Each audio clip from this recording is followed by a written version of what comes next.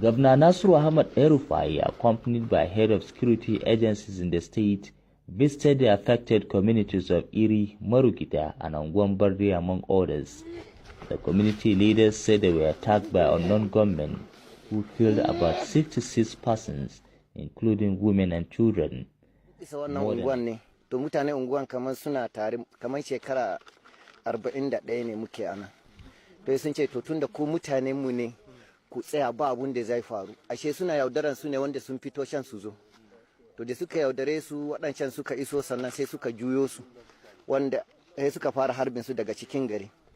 Da Alhaji Salisu da Alhaji Sabi'u da mamansu a wurin ne suka gama da su. Sai suka ɗauko su yamma da garin suka binne su suka ƙone su. More than 100 members of the communities they said were still missing.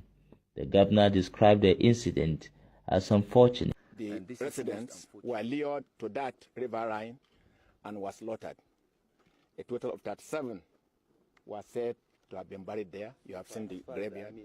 As far as we are concerned, what we reported was 66, comprising male, female, and children.